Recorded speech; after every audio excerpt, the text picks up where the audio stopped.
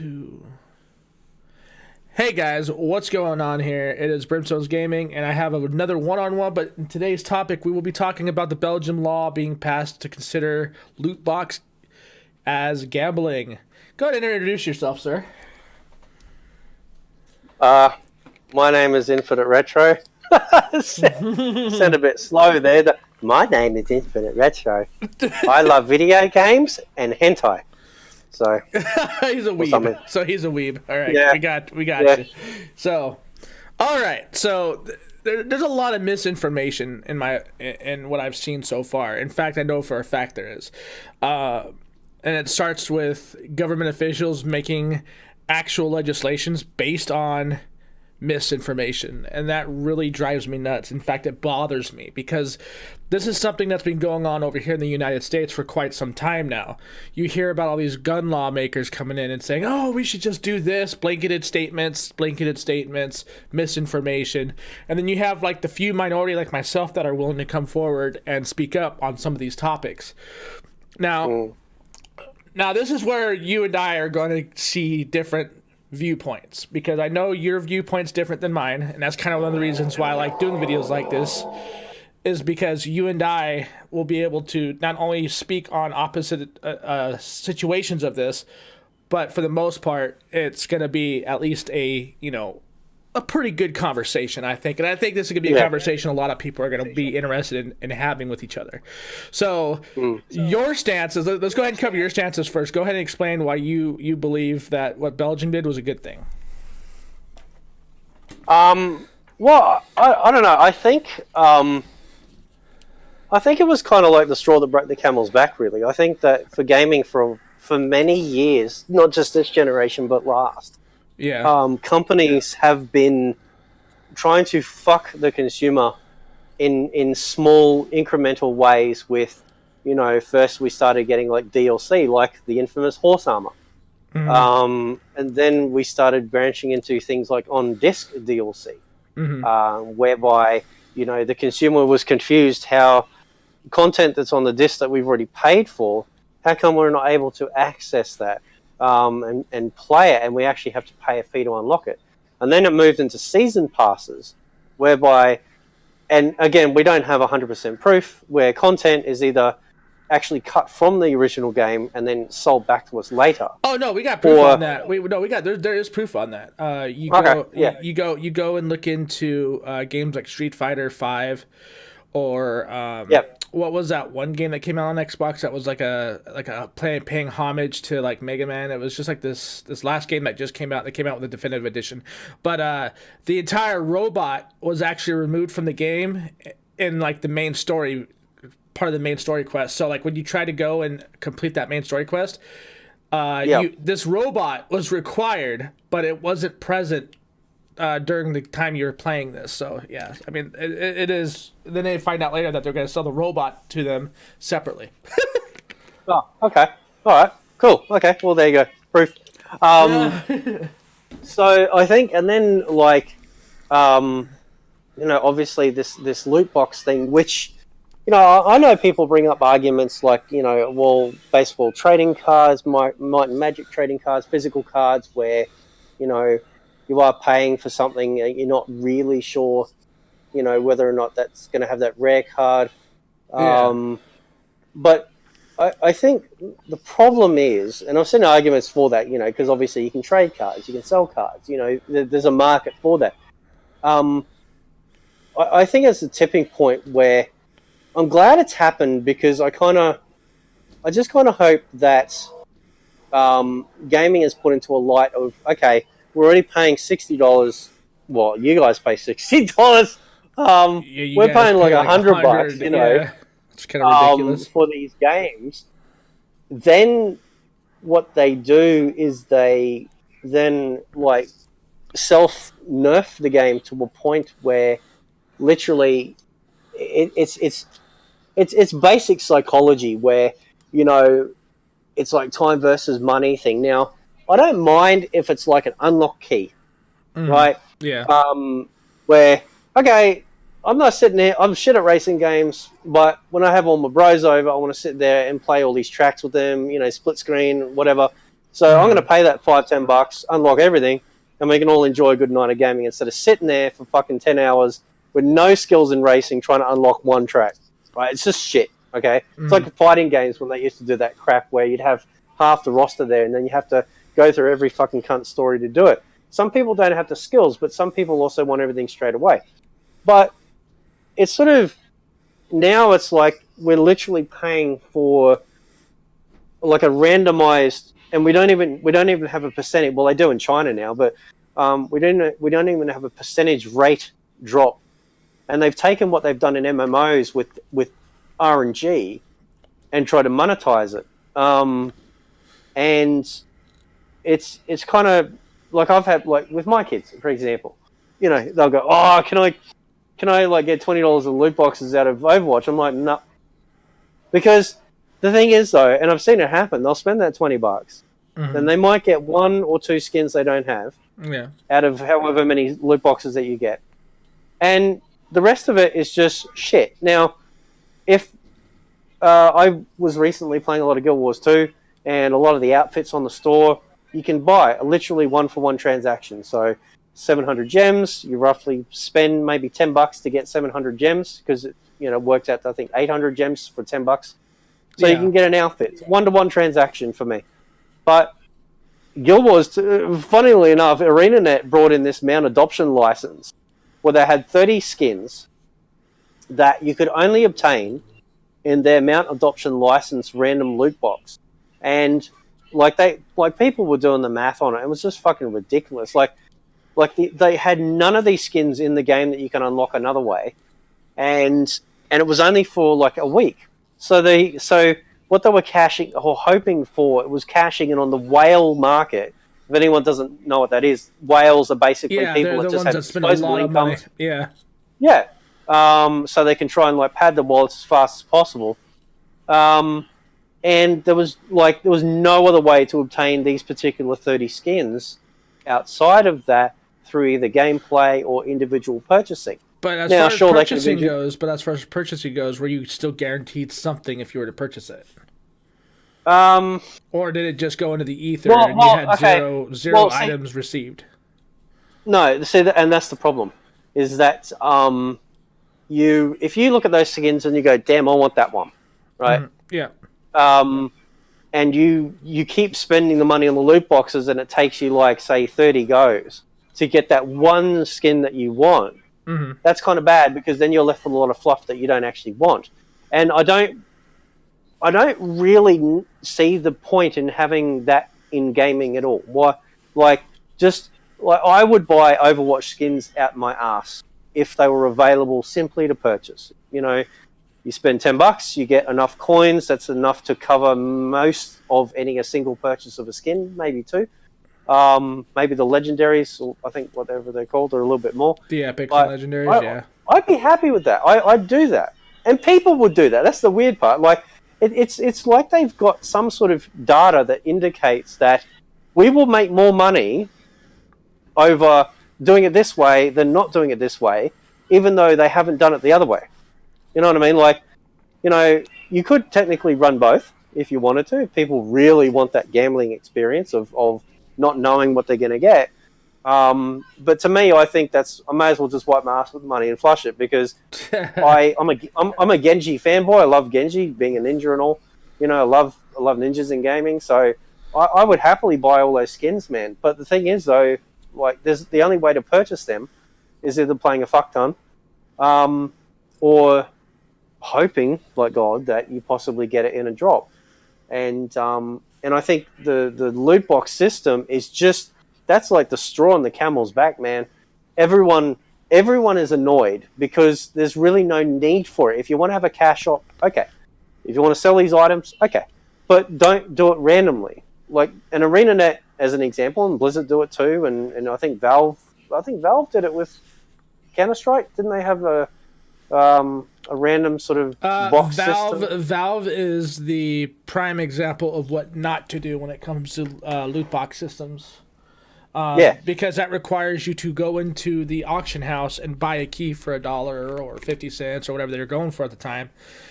And that's also based on a player-driven market. So whatever you purchase from one player to another, Valve gets a cut of that, and that is something that I highly disagree with. It's one of the main reasons why I stopped playing Counter-Strike.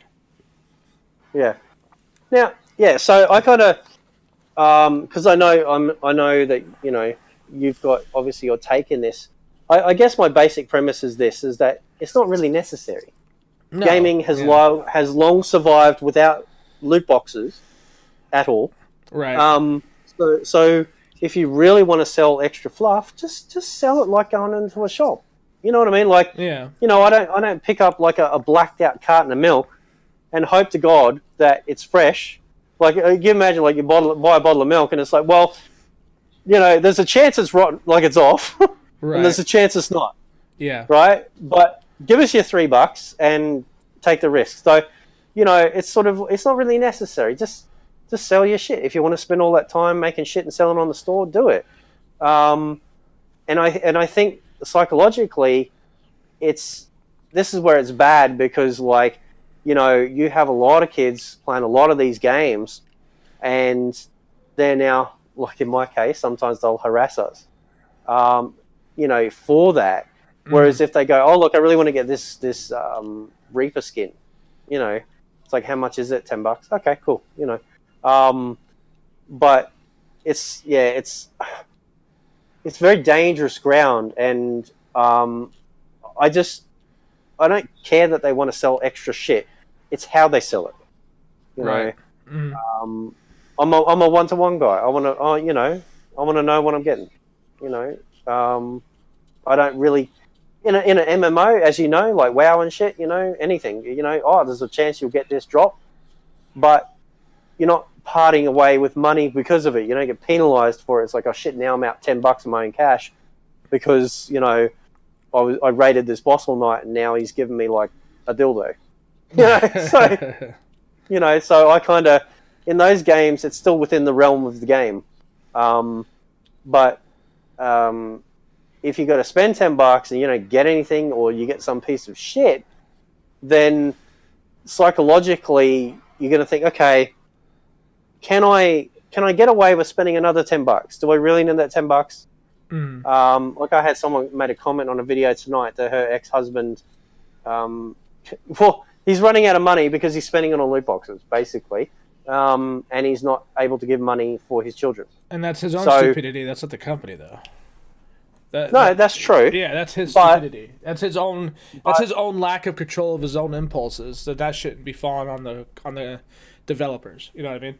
And I agree, but at the same time, it is a two-way conversation. There is a psychology of that can prove that people, obviously everyone's individual. So while we can sit here and go, you're a dickhead, like seriously, like you're gonna spend like $100 on this shit, you have no idea what you're gonna get. You know that, right? And they'll go, yeah. But people have problems. People have drinking problems, smoking problems, drug problems, gambling problems, all sorts of problems out there. And I think that's the issue here, is that these gaming companies are trying to tap into that. Now, they can regulate it, sure. They can slap an AO on the box and go, well, fine, your fucking 7-year-old can't play Star Wars anymore. And teach these companies a lesson through regulation. Or do what I originally said. Just fucking remove it. Like, problem solved. Just give us a damn game. Like, okay. It's a video game, for Christ's sakes. We just want to play it, enjoy it. We've gamed longer than loot boxes ever existed. Right, so I understand that. Was our gaming experiences hindered because we couldn't pay $20 for a loot box? Of course not. Absolutely not. It's corporate greed. There's nothing about it that benefits the player. And there's no statistical data to prove that it's actually beneficial for the player. Like your experience, as a gaming interactive experience. There's no statistical data to prove that it, Right. So it's more enjoyable. So I'll put. So okay. So I will go ahead and I'll start stating my situation here. Okay. So at the beginning of this, I had talked about misinformation when it comes to labeling things with a blanketed statement. My main issue with the Belgium situation is, as somebody who actually worked in the gambling industry for a majority of his life, I worked on slot machines, I worked on table games, I worked on many different avenues and where stupid adults put literally hundreds of thousands, if not millions of dollars into the system. All right. Yep. So when I hear gambling, that's exactly where my mind goes, is directly to you putting $1, $5, $30, $1,000 into a machine and either getting back a small fraction of what you put in or getting back absolutely zero, which means there's no fluff, no skins, no camos, nothing. Absolutely nothing. Yep. Right? So in the gambling industry, the casino, the house, is built to take your money. That's how this business works, okay? So, and the only reason why like places like in Nevada or Las Vegas get away with this is because they offer the possibility of you pretty much becoming a millionaire. So you could go play one of their slot machines, and some of them, like Wheel of Fortune, like the dollar Wheel of Fortune machines, some of those are statewide jackpots that go as high as $5 million per year. So that put that into perspective. So pretty much a carrot, right? But but it could cost you thousands. You could lose yourself. Like I said, people are really stupid. They don't know how to control their own personal impulses. They get addicted to things. And I think that in itself should not fall on the casino. That should fall on the responsibility of the person, flat out. There is no middle ground for me on this, because I feel that we as adults should take more into responsibilities for ourselves and our own actions than having to sit there and put our addictions onto the companies that are targeting those sort of addictions. In fact, let's be honest, every sort of economy that's ever been built has always been targeted by what people need, by what they want, and what they're addicted to. Food is what? You need food to survive, obviously. So you have, in America, you have like Vons, you have Smith's, Safeway, Kroger stuff. You don't have to shop there. We have options. That's one of the nice things. But nonetheless, these markets are catered to what people need, want, and are addicted to. And same with video games. So the thing, and this is the main thing as to why I disagree with what Belgium's doing, okay? Those loot boxes. Now, I talked to a pretty big streamer recently. He goes by the name of Ruffles on Mixer. Pretty nice guy. We've talked off and on, and he bought into Battlefront 2.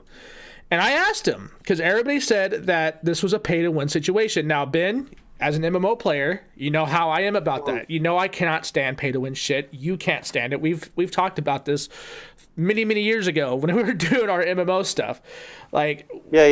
That's one thing me and Ben can definitely agree on is fuck pay-to-win, okay? But the way this guy explained it to me, he said that all the loot boxes can be earned in-game and unlocked in-game with no additional cost. So it's not like a CSGO or a Dota 2 marketplace where you have to go and buy your key, or, you know what, I correct myself. I don't think you need to do that with Dota 2. I think it's just CSGO and one other game. I can't remember. But, on CSGO, you have to actually buy the key to unlock those loot boxes.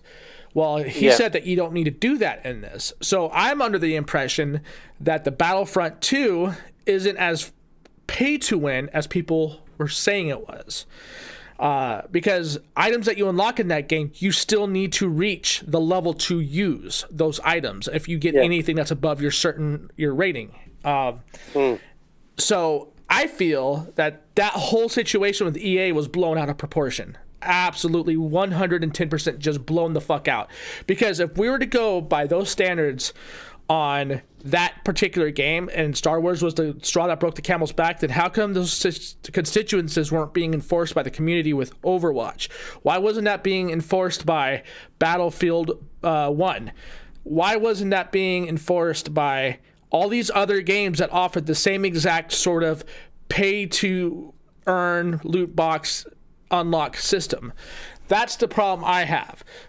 That's the situation that I find myself in when I see people like people in Belgium passing this law saying that video games are gambling. Now, like you said earlier, when one of the points you said, it's all about the fluff you don't get. And I would say, and I would go as far as say, at least you're getting that fluff. You're getting something with your money. It's not like gambling in the sense that you put your money towards this loot box system and you don't get absolutely anything. You know what I mean? That to me would be gambling. So if you go and you say, hey, I want to become a whale today and spend $200 on a loot box system.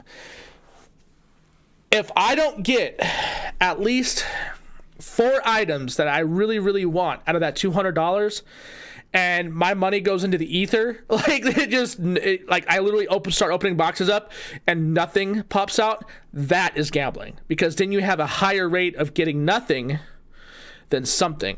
Where in this case, unlike gambling, where that's true, this case you're getting either duplicates that are being scrapped for currency in game to buy on the marketplace, or you are getting items, may not be the ones that you're targeting for, but you are getting them. You know what I mean? At least in this marketplace that you're playing these games on, like in Overwatch, you're getting something every single time. Is it something you wanted? Probably not, but still, nonetheless, you are getting it. And there's nobody telling you have to buy into this, right? Like, I mean, come on. Like, I played Overwatch long enough and Battlefield 1 long enough to see that these things are relatively easy to earn. I mean, you play a few matches, you do something random, and you get an achievement for it. And next thing you know, they give you like 2 to 3 loot boxes.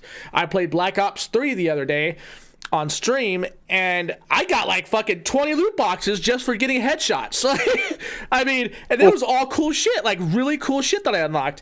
And a lot of it was duplicates, and they were scrapped for the currency of in-game, so that way if I didn't get it out of a loot box, and if I had enough of the in-game currency, I could just go to the marketplace and get it with the in-game currency without spending a dime.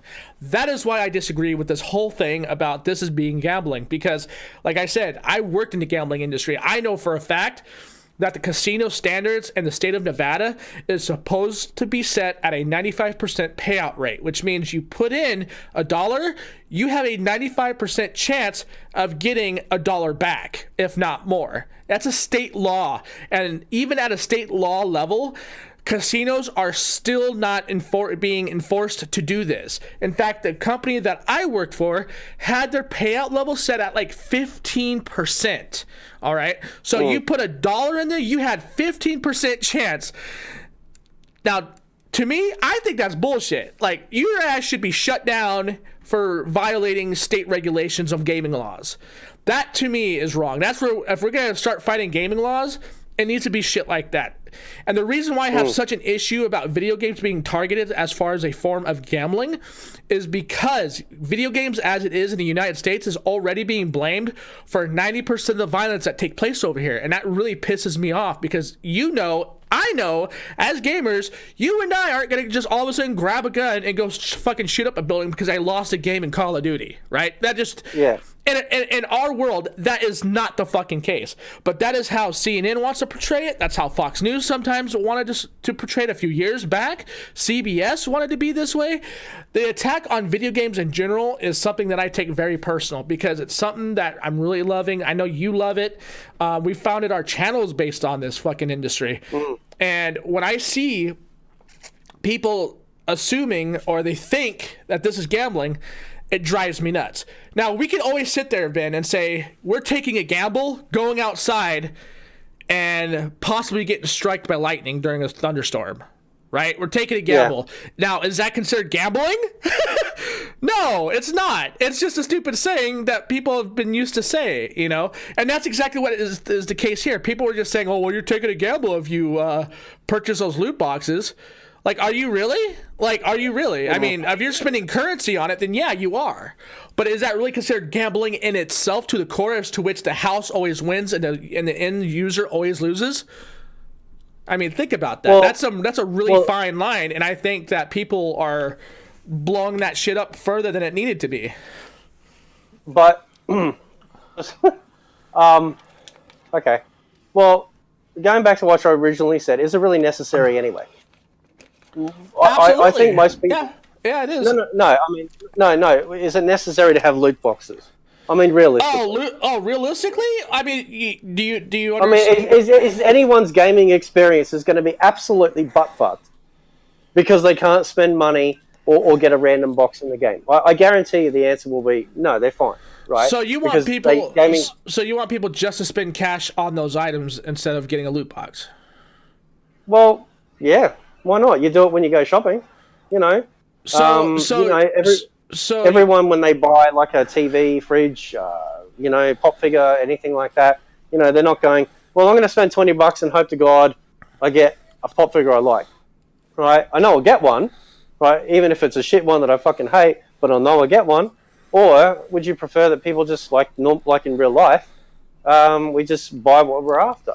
There's no benefit to the gamer. Actually, it's not so much of the benefit to the gamer as it is keeping the community alive and keeping them chasing that carrot while continuously playing the game. If you go in there... I don't really agree with that. Oh, I agree. I 110% agree. That's what keeps communities alive. Look at CSGO right now. CSGO, the lowest dip that it's ever had was 500,000 people. That was a low dip for them. And 90% of the people that I've ever talked to when it comes to playing competitive said that they continuously play that game because they enjoy going in there and getting these boxes and spending money to unlock these boxes. Again, I disagree with spending money on unlocking the boxes, just so we're clear, to get those high-end cash money items because, people are stupid. Are you talking about the high-end cash money items that they can sell back to people for like thousands of dollars? Which is fucking stupid. Don't. Okay, all right, there you go. Bro, I have issues. Bro, I have issues with that in itself, but we're not talking about that because I could go on forever why I find that stupid. No, you can't kick the beast, which is retro, and just like give half the argument. Well, you can't. No, that's the part you left out. You said, "Oh, but they like doing this because then they get to sell this shit back for thousands of dollars to fucking suckers." Fucking it's stupid. A skin. Yeah, I know it's a skin. I know, and it's fucking stupid. Like I said, I disagree with how that is actually being handled. The idea of going in and doing that alone and having some stupid sucker come up and say, I will pay you $1,000 for that skin, like that just drives me fucking wild. Okay, that is why we have one-sided loot box systems like CSGO that exist, because people pay into it in large amounts of money, or in your case, like you mentioned, being a whale. Okay, now when you have something like Overwatch, okay, and this is what I should have said was, when you have a loot box system like Overwatch where you have more than one way to earn those skins, I like the fact that there's options there.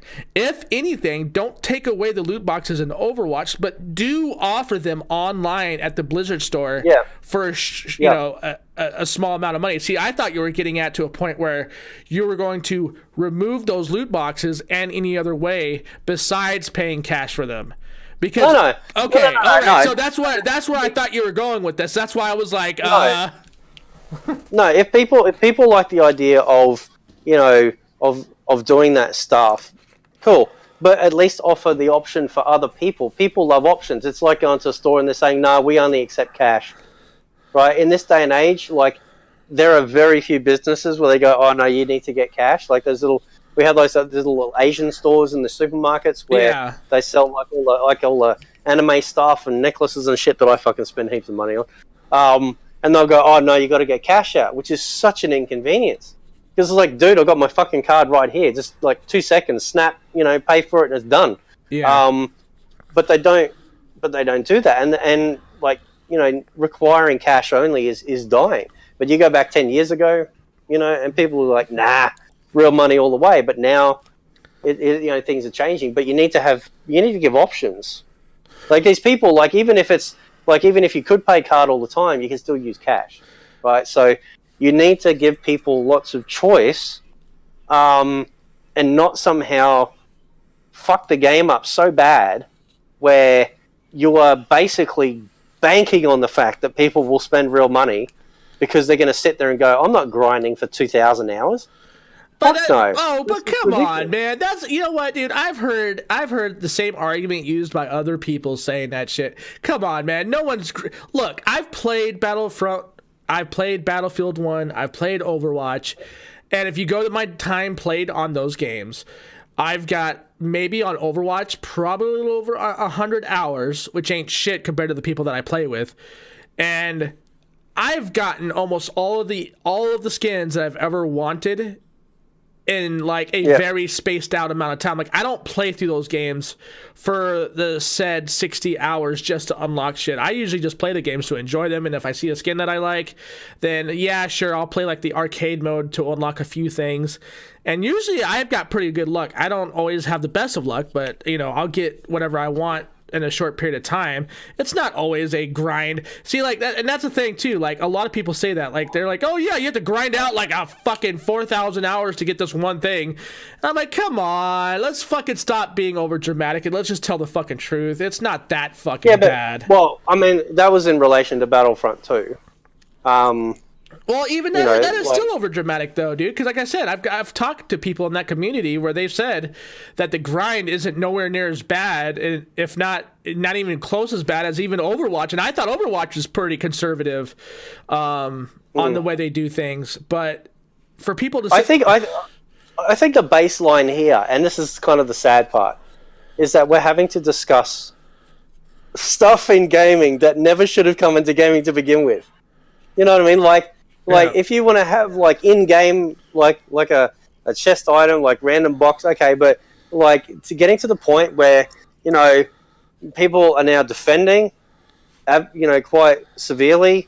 One method of randomized stuff, but another way is completely terrible.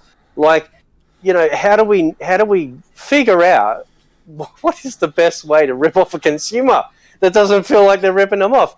You know what I mean? Like, gaming, it's so sad that it's come to this. That's the problem. And I think that's what happened with Star Wars, is that it wasn't that Star Wars just came out of the blue and did it. EA really pushed, they really tried to try and basically do like a free-to-play model into a full-priced game, and hope no one would notice. And people did. And I think with everything that's been going on, it's, you know, whether it's entirely 100% accurate with everything that's being leveled against them, it doesn't matter. Not that EA are the best of companies regardless, but it's good that it's happening, because I think, as you know, even from last generation, we have been dealing with shitty practices and being fucked over, everything from one game getting preferential graphical treatment over the other when there's clearly no need to, you know, to DLC, season passes, everything like that. And now people have having to play, like, obviously paying online now for this, you know, for their consoles and stuff like that. And I think this is what I'm hoping out of this, is that it's a cracking point where people are going, you know, fuck this shit. Everything's so costly now. It's not just the console, it's the games. It's not the games, it's the online fee. It's not the online fee, it's the season passes, right? As this brand new game comes out, the first things people say is like, is there a season pass? Right? You know, like, how many games release now that have a shit ton of DLC immediately, day one, on the store? You know, whether it be cosmetic or not, it's like, okay, can I get that costume in the game, or do I have to pay for it separately? And how is it that this DLC that's there day one isn't in the game for me to get another way, right? So if you're going to have that stuff there, make the lane 2 lanes, so people, or 3 lanes, so people have a choice between buying outright, gambling, or not gambling, whatever you want to call it, and, you know, getting it in game, because it's terrible. You know, like, even things like in WoW where they time gate stuff, right? Where, you know, oh, you can only do a raid once a week. You can only do this dungeon once a week, you know, or a number of times a week before you've hit your peak.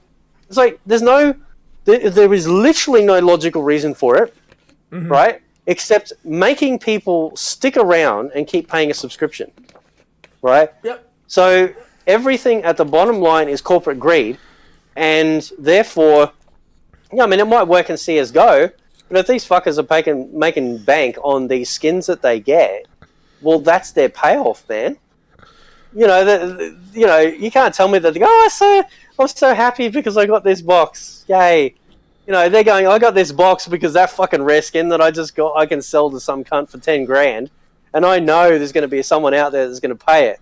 You know, like, so there's always a payoff, man. There's always a payoff. Well, I mean, let's be fair. Let's be fair, Ben. I mean, let's really be fair here.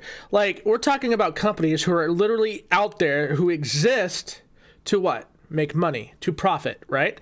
They are literally made to make money. Let's be honest here. We're not these people aren't making video games, Ben, to make us happy. They're making video games to make money. That's the bottom line.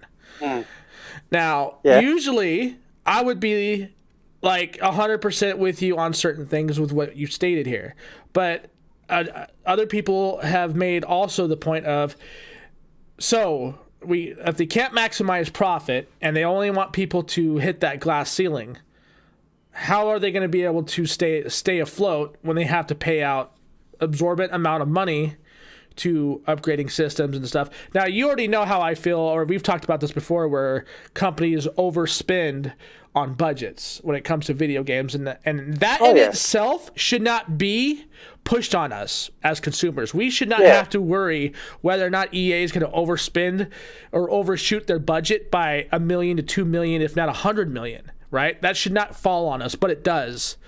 And that's where I think the root of the issue is. We have corporations that do not have any budgeting skills to save their fucking lives. Let's be honest here. But at the same time, I can't exactly be against a company for wanting to have return profits, because let's face it, if we were to do a full 110% game that was dedicated to consumers, right? Like, let's say this game does everything right. DLC practice, which I'm still convinced that there is no right way for a DLC practice, because everybody's going to bitch about something one way or another. And there's no right way to do expansions. There's no right way to do season passes, because anytime that these companies have ever exercised what the community has ever wanted, they get shit on for it regardless. There's game franchises that have literally died because companies listened directly to the community. So I'm trying to understand is, if a company is not going to be allowed to have return profit, then how else are they going to make their fucking money? Now, but that's okay. So I mean, is there really such thing as a right way for a consumer, dude? Like I said, there's companies that have gone damn near bankrupt because they listened to the consumer. So movies, just to bake your noodle a little bit, probably cost more than, like, generally a movie will cost more than any fucking game to be made, right? It depends. It depends on the movie, yeah. Well, okay, let's not include B grade on Netflix here. With the standard movie that comes out in the cinemas, generally got a pretty good budget. Yeah. Okay, with actors and actresses, all that sort of just shit, special effects and all that sort of stuff. Uh-huh. So let's pretend for a second that when you go down to the shop to buy your brand new Blu-ray, they go, well, we're going to give you 75% of the film. But if you pay us an extra $10, there's a 35% chance you might get the actual rest of it. Now, guaranteed, you're going to sit there and go, fuck off. Right. That's bullshit, because we've never had to do that before. Yeah. And yet here you are, and lots of other people are now sitting here actually thinking, and everyone is bought into this idea that these gaming companies are somehow on the fringe edge of bankruptcy, and that if they don't do these things, they're going to run out of money. No.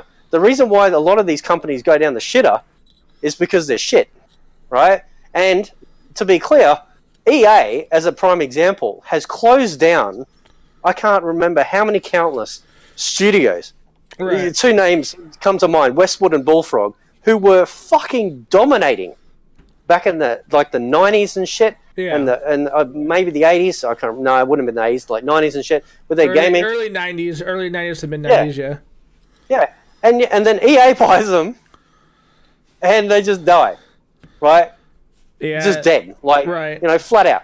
So if they were still standalone, like the few ones that are remaining now, like say CD Projekt, which they are able to produce something and through goodwill and good practices have garnered a following, which is proof in the pudding itself that they can make a great product, but that's what I'm saying. Great DLC right. No, and I would like you and I, believe it or not, do see eye to eye when it comes to that. Like I fully believe that CD Projekt Red is like the gold standard. Okay.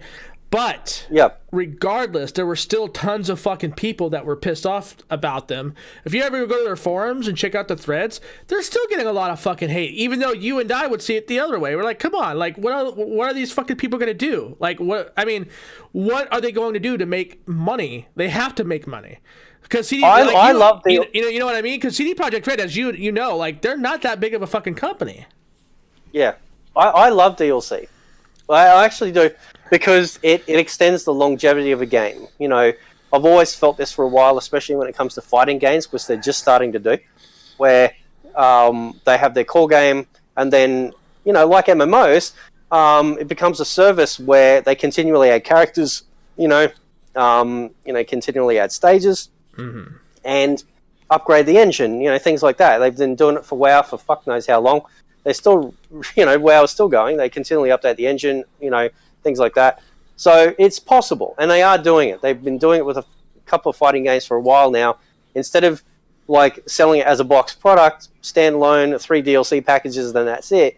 I would love to see them do more of a, we continually focus on this game, and rather than calling it Mortal Kombat 11, let's have it, Mortal Kombat again, and then just add characters over time. Just keeps, because people are buying them. Yeah. Right? Yeah. People will buy them. Or offer deals where if you get a season pass, it'll, at a discount, it'll be cheaper. But, I'm all for that. But at the same time, at least I know what I'm getting. Right? And even a season pass is a little bit tricky because you might pay for like 2 or 3 expansions in that season pass, but the expansion might last 2 hours. Was it really worth it? So yeah. Well, see, and I guess this could go into consideration as well. Is look at what CD Projekt Red did as far as DLC. I think they're probably one of the few where DLC can be seriously considered traditional DLC versus what EA has done and Capcom and these fucks, where they've taken DLC. And they've decided, instead of creating and being creative in making more content, they have literally removed parts of the main core game, where data miners have discovered that these fucking people are literally removing portions of their fucking game and selling it off as a hack shop DLC. Now, because of that is why I don't feel sorry for these companies getting a lot of the hate that they're getting. My main bitch, like I said, was about the whole Belgium situation, because that really does bother me. If these companies are forced by hand to do better, then that means we all win, right? Because that's a good thing. Yeah. That's something that as a consumer we could all get on board with and be like, hey, maybe we can stop having this hack job DLC given to us, and possibly, hopefully, we can have more people, after they see what's going on with the Belgium situation, take a look at themselves and realize that they need to control their impulses a little bit better, and possibly not spend as much money on fucking loot box systems, especially if they have a problem with it. And that's another thing that we have that's going on in our gaming community that really is a fucking cancer, is people like to sit there and they cry wolf about loot boxes. They say they hate it. They can't get... they absolutely hate it, but behind the scenes, they're the same people that are spending $40, $50 to $100 to a bundle of about 50 to 100 loot boxes just to get the one item that they want. It's like, that's why I have an issue with people in general and their impulses, because I strongly believe that corporations should not have to cater to people's impulses as being a preventative measure. I think that if that was the case, we wouldn't have any corporations. We wouldn't have companies that were successful.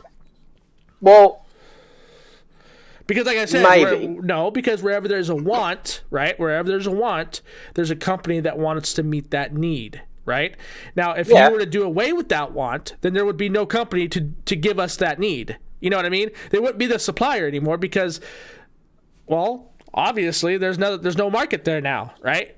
I mean, greed and consumerism is what drives an industry forward. Unfortunately, I hate greed. I do hate greed, just like you. I just want to get that out there. I don't like greed any more than you. But at the same time, because I hate greed, I do realize that these companies do need to make money at some level. You know what I mean? Regardless of how stupid they are. If I see, maybe it's because I'm old. Or older. Shut your mouth, bitch! You're not that much older than me. When I was having that sort of big fiasco with Rags and all those clowns, you know, it was one thing that I discovered about myself, which I'm glad I did, and that was trying to, you know, everyone's sort of subjective until it happens to them, you know.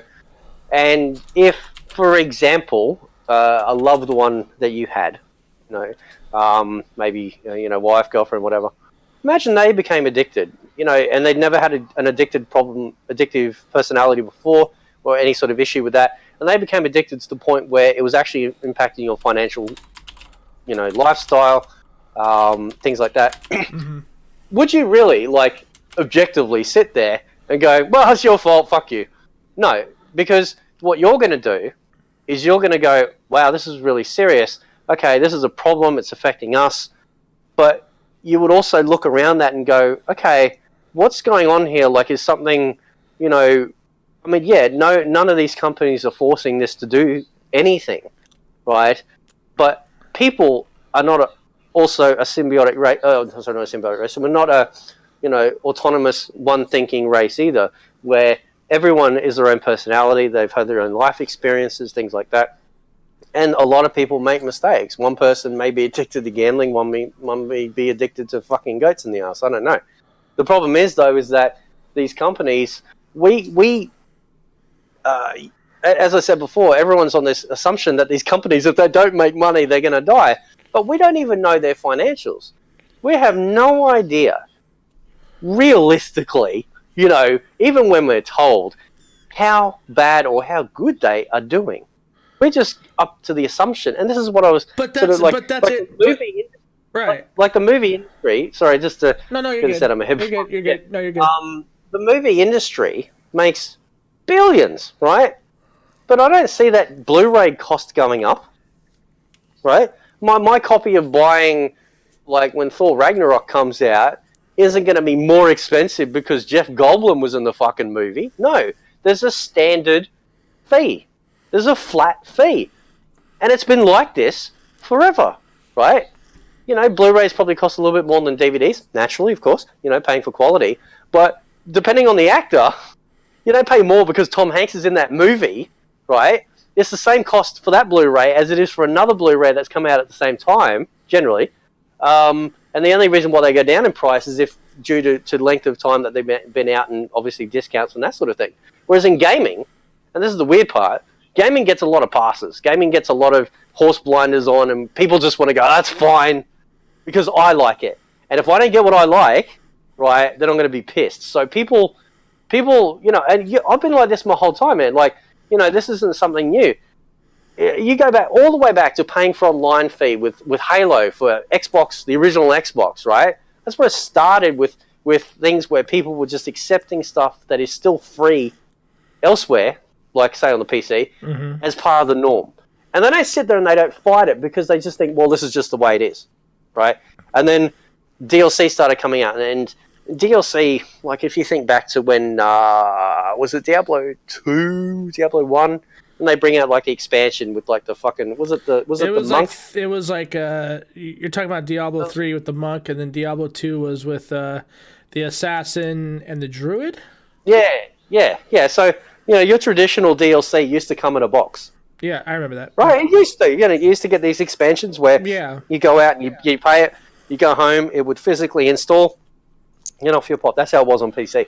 Consoles didn't have that option, obviously, until, you know, the PS3 360 era. But, you know, it's sort of like, even episodic gaming is starting to become a thing. There's a game that came out, which I really want to get, called Closers, which is based on the anime. And it's like $15 for like the first episode, but then you got to pay like, I think at least on my Steam library, it was like fucking $90 to get the whole lot. Yeah. Now, I don't know how good the rest are going to be. It's a gamble. Mm-hmm. So, if I don't get that, then if I don't get that, am I going to pay more eventually by buying an episodic? So if the movie industry can maintain a solid and consistent cost, right, with their movie industry, then how is it that gaming, everyone thinks that they're on their last legs if they don't sell this game, if they don't make the money, if they don't fuck us in the ass that little bit harder. Do you understand the small nuances of that situation, though? You gotta remember, I'm somebody that, like, I take into consideration of everything of that argument. So you're looking at two different industries that handle their businesses two completely different way. And in fact, you would even go as far as say as gaming companies, they spend more money on a game sometimes than the movie industry because of the practices that they're not using, say, as a actor, how they pay actors. The movie industry stays afloat because of a few reasons, one of them being long-term contracts with the stars. So let's say Tom Cruise is going to start a new hit film and there's going to be like 4 films in a contract. He's only going to be paid, and they want to pay him, say, $30 million, right? And that's for all the movies.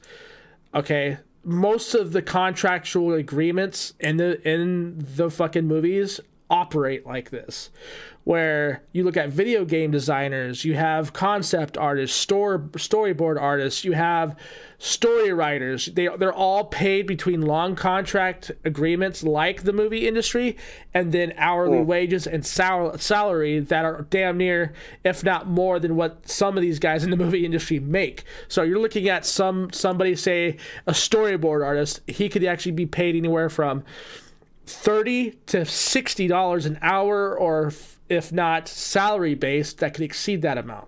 So like we're talking about huge lump sums of money depending on how good these people are. Not to mention the side deals with commercials, the side deals with brand working with networks like YouTube creators. Gaming in general has become such a huge thing because of the process that they take and the outreach that they're trying to have over the movie industry. Now, like I said before, I personally don't agree with these corporations spending too much money on one project. What was it? Mass Effect Andromeda, as shit terrible that game was. How much did they spend? Billions, right? Like they're somewhere in the billion part, weren't they? Like few 600 million, almost crazy. $1 billion. It was an absorbent amount of stupidity. And the controversy that surrounded that game was terrible, and it suffered because of it. And like I said, I don't think consumers should have to be the ones that blunt the cost of the stupidity of the marketing of these companies. Like I said before, I still don't agree that they should. But I do believe as a business, as most businesses, they want to make as much money as possible. And let's face it, like I said, I mean, when it comes to people's addictions, and you're right, I wouldn't tell my girl go fuck off, it's her own fault. I would make sure that she no longer purchases or deals business with whatever situation or business that she founded that helped her get to where she was at in her addiction. I would just say, okay, no more supporting it, done. You know what I mean? And it'd be my responsibility to make sure, because she is my loved one that I care for, that I love, I would make sure to put my foot forward to make sure that she doesn't relapse or go back into the same situation that almost cost us our house. You know what I mean? Like that would, the bearing of my girl's actions would be placed on me, not the company, not the people around that company, me personally. So I would have to make sure that she's okay, that she doesn't go into this situation or this business. And I think that is something that a lot is missing from this problem, is we don't have people like that when it comes to consumerism. We have so many consumers. But you do know these companies. Like we know absolutely for sure that not every company, like as you say, every company's trying to make money. Yeah. But there's good ways and there's bad ways. And absolutely, if they know that there's a mass market out there for banking on the idea of, and we're not talking grown adults here, right? The reason why Star Wars is such a controversy is it's a Disney IP now, which means that the family-friendly kid-centric company, which is Disney, which has been around for a fuck long time, is now embroiled in the middle of basically another company taking their IP and going, well, we're going to try and make it so children are now exposed to the idea of paying or getting their parents to pay for money and hoping to God that, they get something, which as a child, are not adults, right? So yeah, parents are responsible, that sort of thing. But I am telling you right now, man, there are shit parents out there, and for the love of God, children should not be the victims of bad parenting in any form or fashion.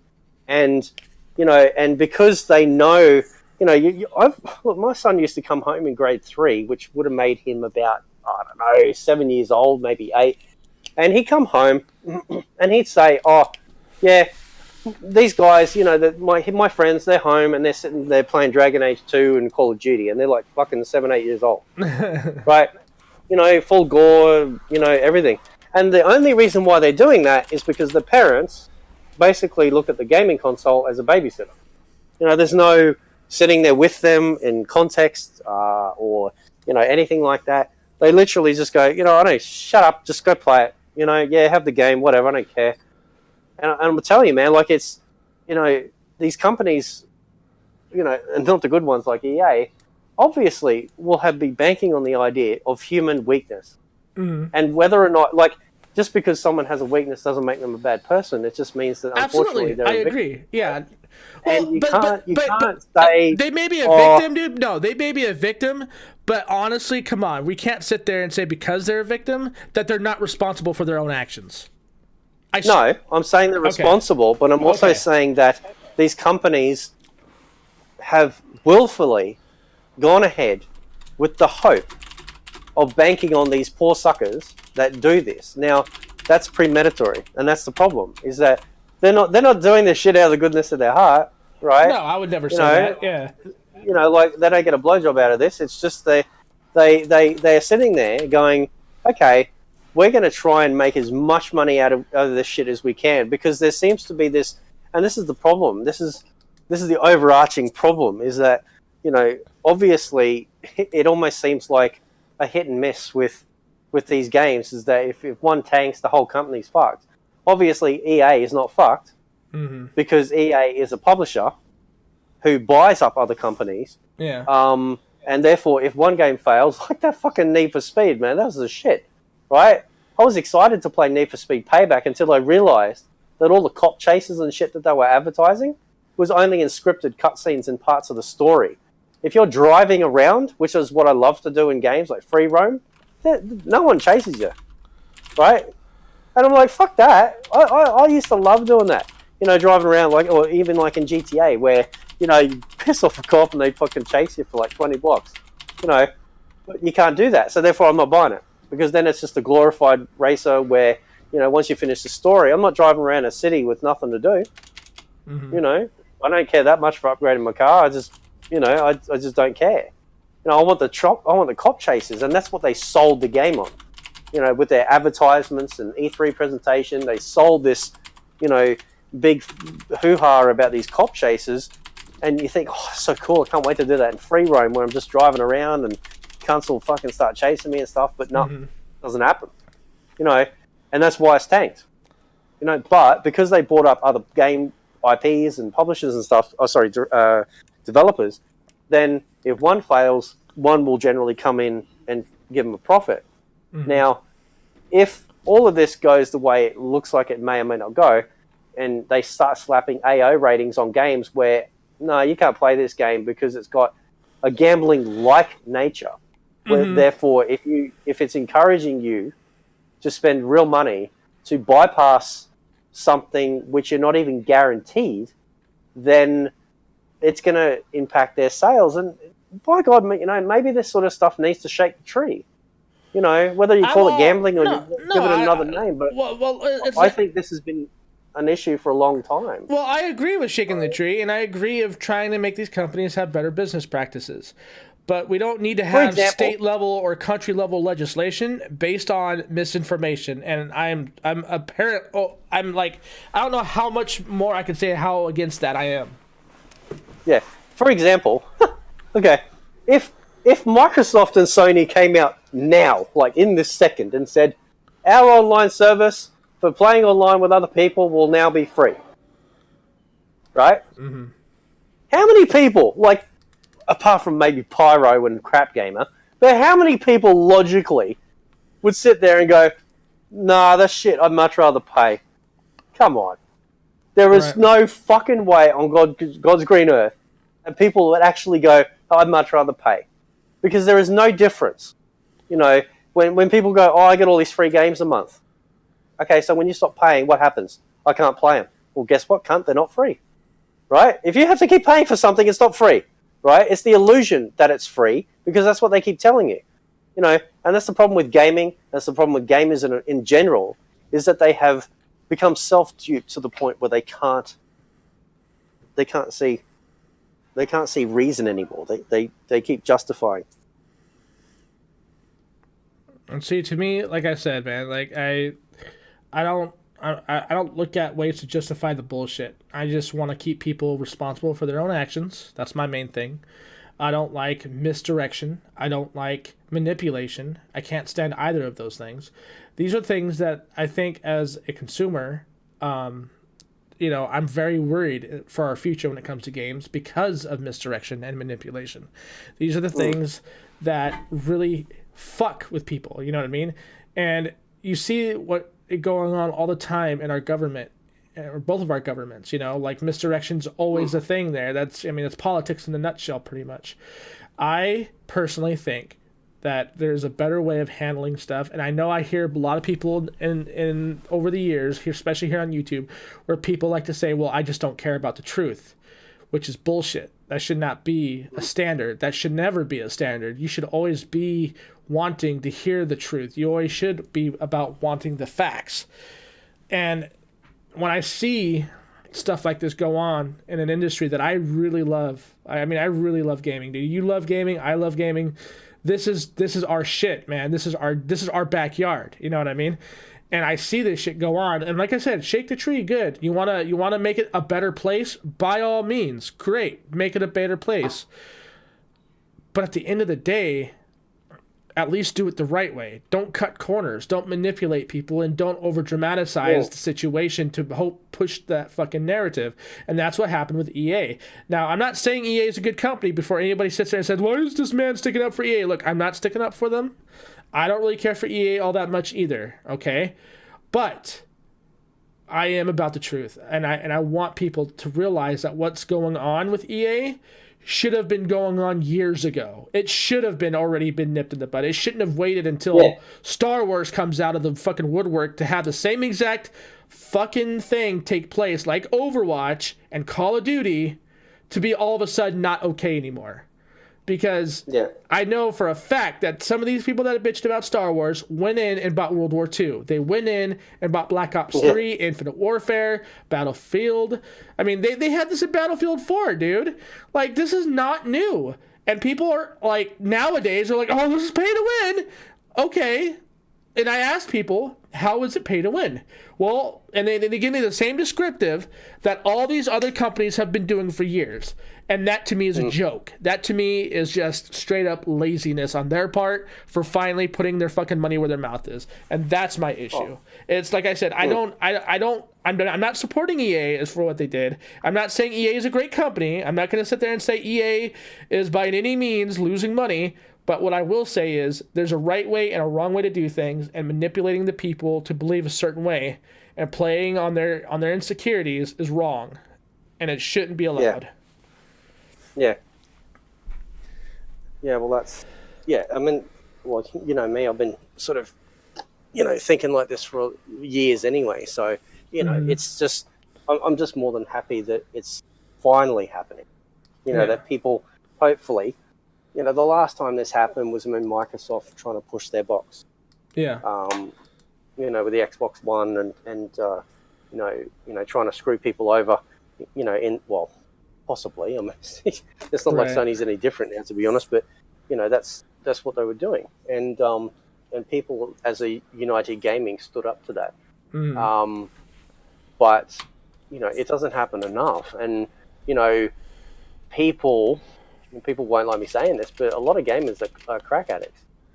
If gaming was a drug, bro, you and I are two of the biggest. Let's just say that right now. Like, our Steam accounts reflect this, sir. Yeah. But at the same time, we also don't, we don't sit there and advocate or promote or think that these business practices are okay. And that's the problem. It's like a lot of people will go, fuck EA. And then when EA brings out something, they're saying fuck EA while they're paying for their copy of Star Wars Battlefront 2. That's, and people have been like this for a long time. They have been, hoping that no one notices that they're still buying what they claim to hate. It's like fucking Broken Games, in his bullshit. He sits there and rags on all his crap and then goes, oh, I buy the games so you don't have to. It's a load of shit. He's buying them because he fucking wants to buy them. Don't bullshit people. Just accept that, you just want it and you don't give a fuck about, where the industry's going. Mm-hmm. So, but, it's just, I mean, I guess I worry about the industry, but at the same time, I'm one person, Well, the only thing that we could do, the only thing that we can do as consumers is to truly fucking prove it in our actions versus what we say. Because I'm so sick of people getting on here and preaching this great game of we shouldn't support the industry on these bad practices, and then like a week later you hear these motherfuckers, dude, Battlefront 2 is amazing, and it's like, wait, did you just say that this was a shit game and you weren't gonna buy it? Right? Yeah. Like, that's my main thing, is like, if we're gonna sit here and go after Battlefront, then we need to go backwards and start hitting some of those companies. Be like, okay, Blizzard, at least that's more than one option. We could go in and buy it on a marketplace for, our skin or something. But let's add to that. Let's go after these people. Between Blizzard and EA, I think Blizzard did it right. Personally, that's my own personal thing. I think Blizzard did it 100% right. But with what EA is doing now, again, well, no, because I could get duplicates, and my duplicates are worth anything from 100 gold to 1,000 gold, and I've earned like 3,000 gold in a single sitting before. Like, it is very possible, very, very possible. And with Blizzard recently cutting prices in the marketplace on gold for like skins and stuff, I own almost every single skin that I've ever wanted because of it. Like, some of the Reaper skins and stuff are like 600 gold, 400 gold, 200 gold. Remember when that game first came out and those fucking skins were like 8,000 fucking gold? Like, it was ridiculous. And then everybody spoke up and they said, hey, that's a little too much. And they're like, okay, we'll cut it down. And they cut it down to half, and they're like, you could do better than that. So like, now they have holiday specials where like some of the best looking skins can only cost maybe 1,000 gold tops, and I think that's really good. So I think with what Blizzard's doing, they're doing it right. They listened to us, and we're moving forward. Now, with Call of Duty, I think if EA's got to suffer, I think some of these guys need to go back and go after Activision. I think some of these people need to go after some of the bad business practices with CSGO. I think CSGO is the worst one out of everybody, dude. Like, that shit is fucking cancerous. You look at what they did with what the fuck is that? What's that? Oh, the heist or whatever. You know what I'm talking about? Like, where they go rob banks and shit. Oh, Payday. Payday. Thank you. Yes, Payday. Payday right now is doing like the shittiest things of loot boxes. They are copying what CSGO is doing, right? Where you have to actually go out and buy a key to unlock these things. Now, before that shit happened, you and I could go into a lobby, rob a bank, do a good job, get the highest ranking, and possibly get a drop, like they did back in the day. And that's what Dota 2 does nowadays. Is you get a drop. No longer is it like that because they see how popular it is with CSGO that they're going to try to bleed that sort of market into other games. And they're already doing that with Payday 2. And I think that's atrocious. I think that if anybody's going to bitch about anything, and if you like Payday and you liked CSGO and you're on PC and you're one of those ones that bitch about Battlefront 2, you need to open your fucking mouth to Valve of what they're doing to their games. And that goes for everybody, not just us, obviously, but that goes for everybody. And that's why I call gamers crack addicts, because when that hard push to admit that they really are in control of change, you know, the addictive part often is too strong. I would, or just to kick the hornet's nest here, I'd probably blame console gamers a lot for it, because, you know, prior to when they started paying for things like online fees, you know, I don't remember anything being really wrong with gaming. Not from memory, you know. WoW was kind of like the first. Actually, it wasn't actually. I think Final Fantasy XI was the first. Wasn't that the first online sub thing, or was that Ultima Online? Or was Ultima Online just online only? Ultima Online was first. Yeah, that was that. Yeah. So, you know, but at least back then they said, well, and it was true, at least back then, that you know, it paid for, you know, server running, all that sort of shit. But, you know, I just unfortunately, I just noticed too much with console gamers. They just take shit and they don't fight. They don't care. You know, when PlayStation gamers from last gen are defending paying for PS Plus now, as in not PS Plus now, as in like now, as in what's happening now, like PlayStation Plus, and they're defending it. They're not defending it because they actually believe in it. They're defending it because they don't have any choice. If they want to play online with their friends, they have to pay. And psychologically, you're going to start defending shit you've got to pay for, because it's like, well, you know, maybe it's not so bad. And then we end up here where, you know, like it's not just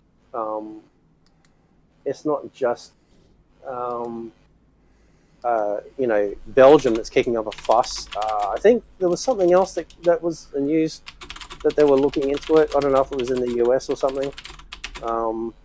In regards to whether or not what EA is doing is bad. But you're right. I mean, and it's something that should have happened a long time ago with a lot of these different companies. You know, again, I still don't agree with things like timed exclusivity. You know, hell, I don't really agree with I think that shit's stupid. I think that shit's fucking dumb, dude. I think that's a huge step backwards for the industry. Yeah, I mean, and it's all, I mean, you know, and that's what I'm saying. Like, you're sitting there going, well, these companies have to make money, but I don't like it when they do this. Right. Because you know what I mean? You can't. I know what here's the thing, dude. Like, I know what battles I want to fight personally. I know what battles that I think are worth fighting for, and what I think would be the right way for these companies to proceed forward. That's why I say that, because I do realize that these companies, at the end of the day, regardless of where we stand, they do need to make money. I mean, that they're in business for fucking money, for fuck's sakes. To sit there and to think otherwise is absolutely ludicrous. And I'm not saying that because I think they're. I'm not saying that because I think they're broke or they're poor them or they're, you know, they're little. No, I know they're fucking multi-million-dollar fucking corporations. I get it. I do. I understand it. But in order for them to sustain that sort of fucking level, they need to do what they do. But it doesn't mean that I agree that them doing what they're doing is necessarily the right way of doing it. You know what I mean? So that's why I say that. Like, I understand they need to make money, but I also understand that they need to fucking compromise. And that's always the way it's always been, though, Ben, right? In the gaming industry, there has to be compromise between developers and publishers and fucking consumers. We got to figure out what's right, what's wrong, what's good, what's not. Like, what can stay, what can go. And it's always been this battle ever since that stupid shit with EA when they're trying to do the whole used game online pass for the PlayStation 3. Remember? We all thought that was garbage. We're like, what the fuck? Like, yo, like, if you don't want used games, don't support GameStop. Or make sure that GameStop's banned from ever touching your titles. Like, seriously, like, they need to put measures that are like that in there. I mean, if you don't want GameStop to fucking sell your shit because you know you're not going to get a profit from it, be more active in the community. Don't just sit idly by and turn into a YouTube and watch it consume itself. It's stupid. Yeah, well, you know, and that's the thing, like, you know, like as you know, I buy a lot of games. Yeah. You know, and some of the best games I've had experiences with, some of my favorites, have been ones that, you know, aren't AAA. They might be like C grade, you know. There's a very cool game on PC called Slain. This is very metal. It's very metal, like heavy metal game where you play this like this, you know, like this gothic rockin' looking dude that's like slashing cunts, you know, as you go left to right, side scroller fashion. And I don't know if it's on consoles. I don't know. I don't care. I don't care if it was just one dude that made it, but it's hard as fuck. It looks great. Plays really well. It's got an awesome soundtrack. It's very cool. You know, very metal. You know, very metal. Yeah, very metal. And I'm happy. You know, it's groovy. I don't care about, you know, whether they want to peddle DLC at me or not, because the game itself is solid and it's a full game. It's a solid game. And whereas in contrast, which kind of sucks in a way, and I can't believe this is happening, Ghost in the Shell Online, like First Assault Online, is being shut down on the 6th of December. That shit pisses me off. That was a great game. Yeah, and it pisses me off too, and there's a big campaign to try and save it and stuff, but guess who's attached? Nexon. Now, Nexon is synonymous with just destroying fucking shit over franchise and stuff, but yet you would probably have people, man, who would be sitting there going, well, they're a business. It's not making money. There's only 10 people playing, so, you know, they have every right to shut it down. Whereas people like us would sit there and go, well, that's terrible. And well, I would also argue, I'm very much not arguing. Because, you know, for a fact, I'd be like, oh, yeah, there's 10 people? Okay, well, how come Steam says you had over 30,000 people logged in the last 24 hours? Yeah. And the thing is, though, is that, like, and just to sort of kind of use it against you a little bit, just because I much love, and that is that you're sitting there going, well, it's not that bad, they're going to make money, and yet, you know, obviously a lot of people are saying, well, no, it's not really that good because it's starting to set a precedent on a slippery slope. And you know what I mean? Like, it's sort of, if one company's bad and how dare they do this and how they shut these companies down and games and stuff, yet you can sit there and go, oh, but, you know, well, these companies have to make money. How's the argument different? Yeah. And I have to pose that question. So the reality is what you were saying before, is that it's all bad. Mm-hmm. Right? So it's all bad, and you have to make sure that, you know, none of it, you know, goes through. And the thing is, though, that there's probably people like who support net neutrality. Yeah. Right? Yeah. We don't. Okay? But they'll sit there and go, well, you know, this will make us more money. Wait, hold on, let's clear that up. What do you mean by, like, the support of net neutrality? Like, I support net neutrality. I don't agree with it going away. Oh, sorry, I am. I must have read it wrong. I figured like net neutrality meant that the corporations like these cable companies are the ones that are actually trying to dictate everything, and that's basically what they're calling it. Is it the people that's calling it net neutrality as an opposition to what they're doing? Yes. Is that right? Yes. Okay, so what are they calling it? So net neutrality is they're trying to keep it, or as like the people are trying to keep it, because it regulates these corporations from ripping us off. Yeah. Yeah, and the corporations don't like net neutrality because there's a lot of strict situations that take place with it, and they're not allowed to just, you know, say, oh, hey, you were paying $100 for this week. Well, guess what? Now you're paying $200 of it next week. They were able to cancel contracts and reinstate them under different prices without letting us know before net neutrality took place. Yeah.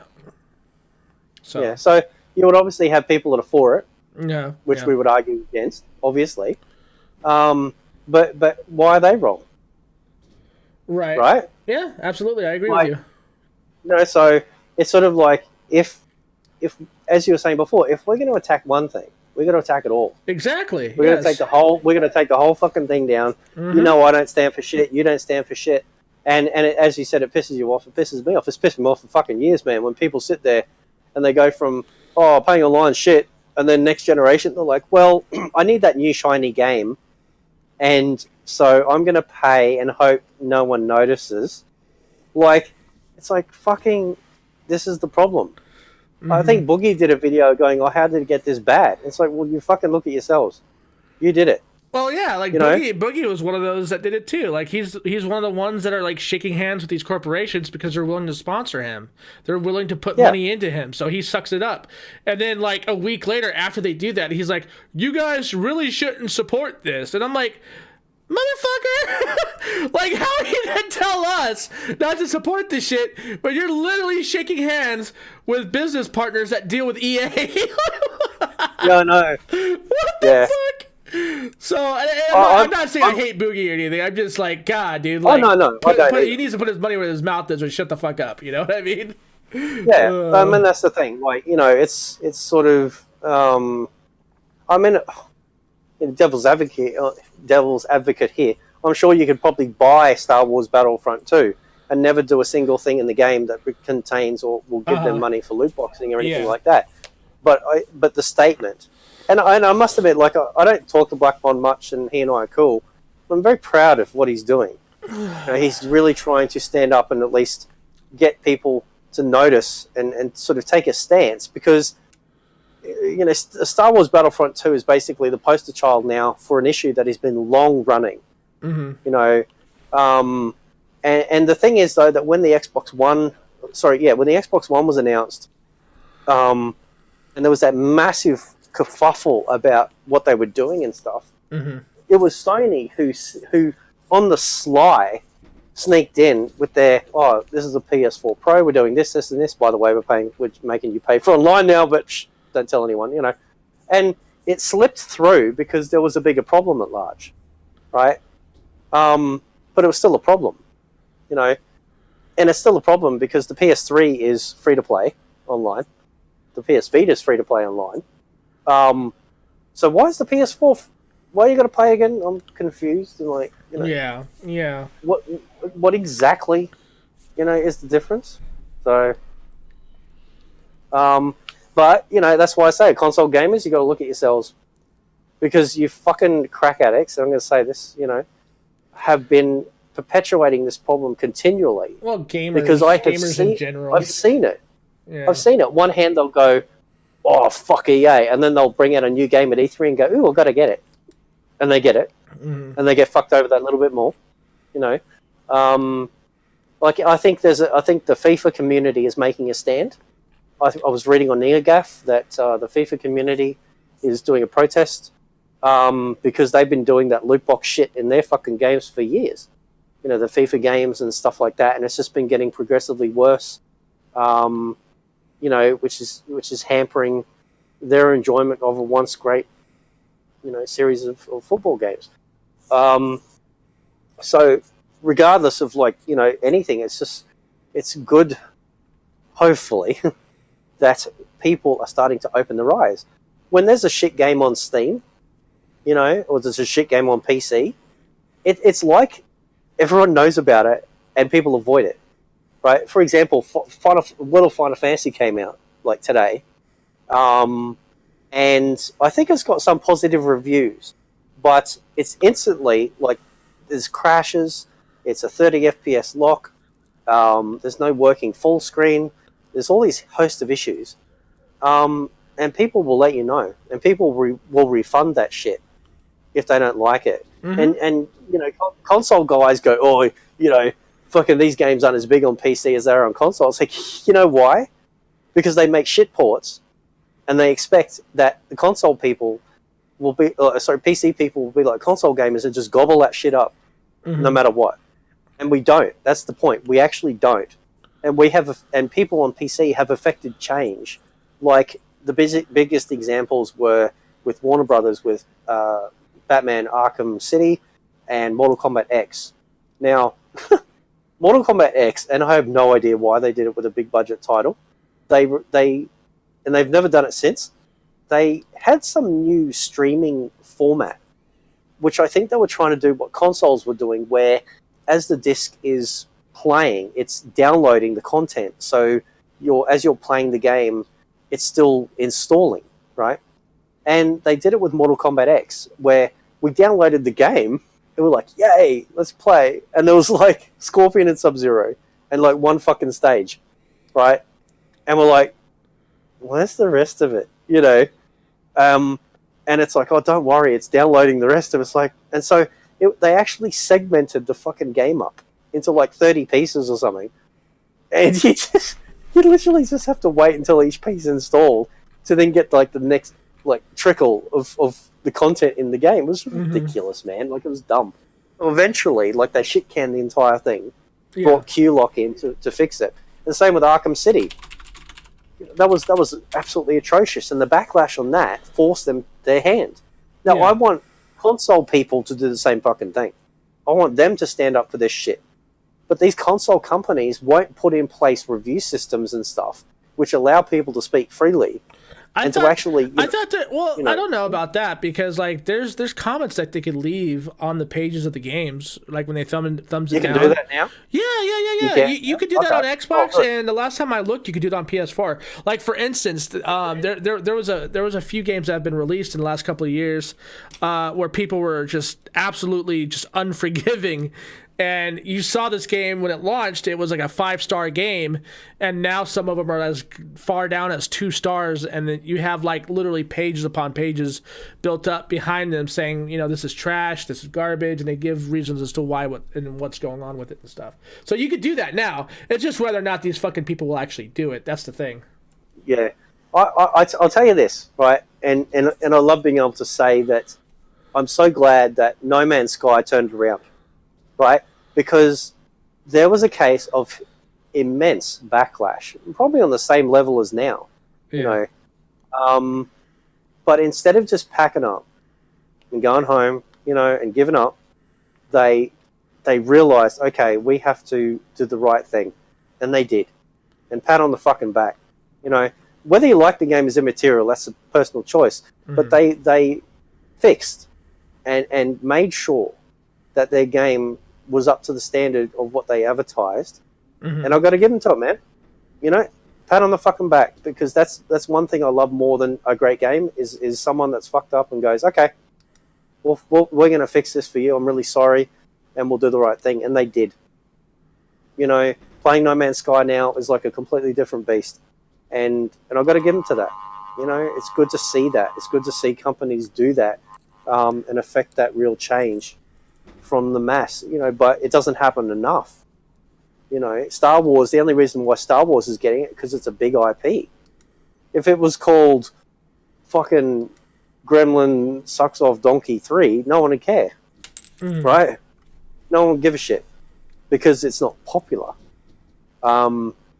which is the problem. It's gaming isn't just the AAA, it's the A, it's the B's, it's the C's, it's these shitty games that I sometimes get because I think, fuck it, that looks so bad, I want to try it out.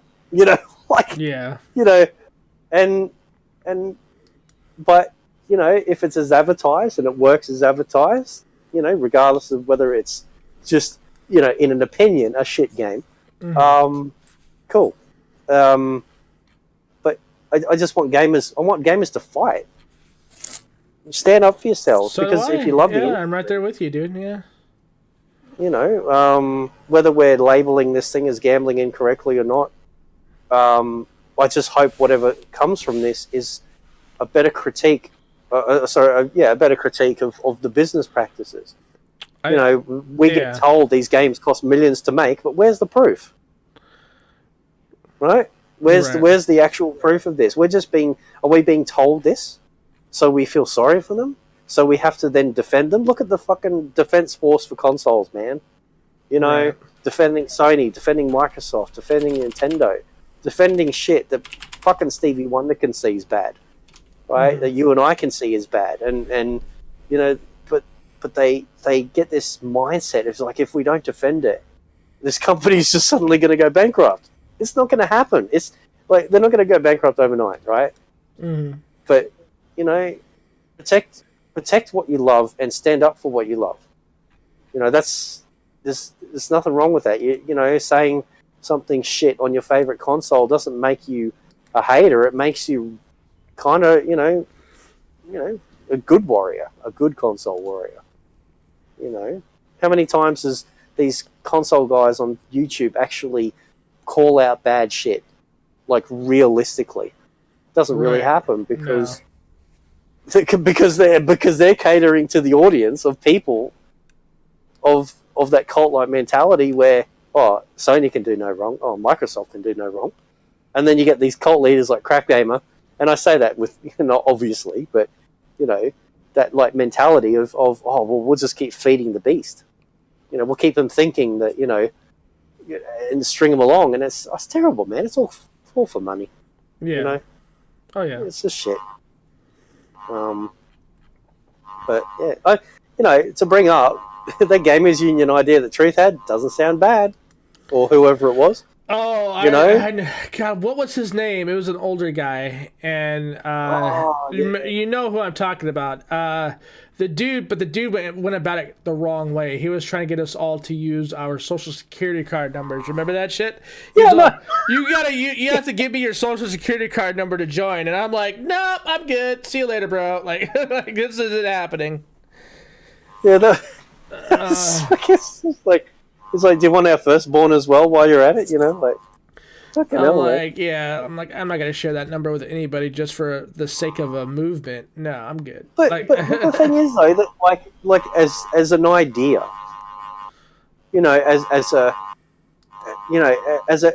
think Truth got behind it too, but I think unfortunately, and even then I could see it at the time, it was more of a Sony agenda to stop the evil Microsoft. Yeah. I love Truth, don't get me wrong, but it was very sort of, well, Sony's not really doing anything wrong, so we're really just going to attack Microsoft, Yeah. And you can't do that. But unions exist to protect, like both sides, to try and, as they say, a compromise is when both parties come away slightly dissatisfied. You can't get everything your own way. Right. There has to be a middle ground where you have to sacrifice something, and they have to sacrifice something, but you still walk away 90% happy. I 100% agree. Mm-hmm. Maybe a Gamers Union ain't such a bad idea when you look at everything that's happening now. A unified, thing where, people aren't pimping their own agendas, but they're trying to look at everything objectively and go, that's not really good. Is there a way that you can do this better? There's unions for everything. There's unions everywhere. Why is it that gaming can't have some sort of central hub where, they go, well, that's not really good. Figure out a better way. I don't even think it would be like so much just a gaming union, but more of like a multimedia, like activist, something in the Senate, like somewhere on a government level where they can control and actually fucking sort of try to come to an understanding about their demographics a little bit better. Not so much control, but more or less for the government officials to finally have a better understanding about media in general. Like why do people like YouTube? Why do people like video games? Shit that needs to be brought up and have people understand, in our government, why it's so damning to have people use misinformation to regulate it. That's why I think more governments in our country, in many countries across the world, should be more involved in the gaming sphere and the multimedia sphere in general, so that way they can understand what the fuck it is that people are bitching about. And they could, then they could start groups to be like, okay, well, EA did this last year. Let's make sure that they, these companies don't follow in their footsteps. So let's go ahead and pass this group as being, a regulatory thing for gaming. And then we'll find another reason to say, well, look at this movie. It's too political or something. Let's try not to go against free speech, but let's try to make sure that, the content's actually good and people are paying for what they're getting, not having somebody else's political agenda being pushed down other people's throats, stuff like that. Like, I think that stuff matters to me a little bit. Like, I think we got too much invested into false narratives, and people, look at YouTube, bro. Like, they suck it up all the time, right? False narratives is like all over YouTube like a cancer. And people eat that shit up like it's fucking nums. They don't want to research the shit themselves. They don't want to look into things themselves like we do. They would rather just, oh, look, that's some content that I can't be bothered to look into, but you know what? I'll go ahead and buy it. Like, and then they get pissed later after they bought the game. What the fuck, man? So it's like either they listen to a false narrative, or the 1% actually listens to somebody's video that's actually informative and it's not a false narrative. And that's probably why streaming is taken off. Because I think people are starting to get sick of YouTube. Well, YouTube in itself is falling, dude. It's falling apart, and we saw this coming years ago with all the fucking content that we saw, the trash content that we took a gander at back in the day, where people were saying some really racist shit, and they were meaning some racist shit, or they were doing ISIS videos that were being uploaded, and nobody was saying shit about it. We saw that coming. We saw that the cable companies were eventually going to come in here, even though the hindsight was the cable companies actually were responsible for the making and the creation of YouTube because of the bullshit that they were doing on a political spectrum.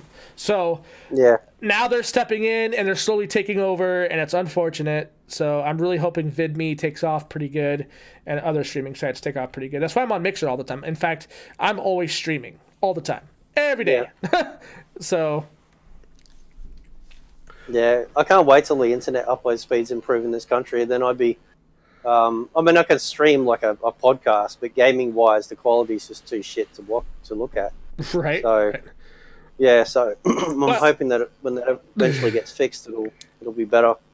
All right, Ben. So before we end this, bro, I just want to say thanks for coming in here and making this video with me. Because like I said, I knew we would, there would be some, nice little back and forth with us. Because first, we've known each other for a long time, so we know where each other stands on a lot of things. And so, again, I really appreciate you coming in here and having this conversation with me. Secondly, is there anything on your channel that you're going to be doing after your situation with what's going on with you in your life? Are you going to do anything with your channel after that? I mean, I hope you do. Oh, fuck, I don't know. I mean, it's... I don't know. Like, I sort of posted this because I got a Discord channel. And I've missed talking to like you, and I've missed talking to some of the guys, doing like the streams and stuff, that I do. Doing the GIMPs is a lot of fun because it's all sort of on the fly. But sort of, I'm not much of a newsreader, Mm-hmm. There's just other people that just, they can do that. I don't really want to pick apart anyone or attack anyone, so it's sort of, I don't know. I mean, I do like doing the GIMP cast and stuff, and I might get back into it, but I was sort of posting on the Discord to find out if there was, any opinions on what people think I should do. Because, the one thing that I've always come back to is just trying to be me. And since, like, PC doesn't really need defending or promoting, and, mostly it's just talking about sort of, like, gaming news in general. Which, it just depends. Like, I don't really give a shit about consoles anymore, so... But at the same time, I like having console guys in the cast because I love hearing what makes them happy. I'm not one of these guys that's like, I can only have PC people in here so we can stroke each other off. I'm the same way. I love hearing what people are playing. I love hearing what makes them happy.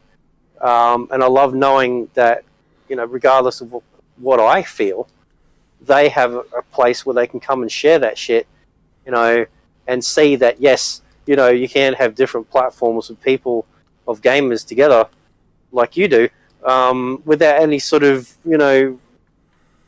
sort of like being put down or made to feel like shit or anything like that. And I like that. This is probably the only thing I really enjoy when it comes to that. But, and I've probably got to hit you up maybe after this cast about whether or not it's just worth it just probably going over full time to Twitch. Is it really worth doing videos anymore? Like, is it really worth it? Rather than doing like streams. So, right. I don't know. All right, that sounds good. So I'll leave Infinite Retro's link down below, and I'm sure you guys are all familiar with him due to another YouTuber. But that's part of the grand scheme of things, I guess, right? You get people talking about you regardless if it's positive or negative, and they all come check you out. So I would say to those of you, if you liked this one-on-one, please go check my friend out. Him and I go way back. In fact, probably way further back than most of the new people that I've come across in the last year or so. I mean, dude, we've gone back since like the beginning. Like I know. I hit this dude up back when before even YouTube really took off, and I was asking him about codec questions for Fraps because I was having a hard time recording shit, and we hit it off like really fast, and it's been like this ever since. Like I remember when you started YouTube, and one of the things that really turned me on about your videos was you had your characters.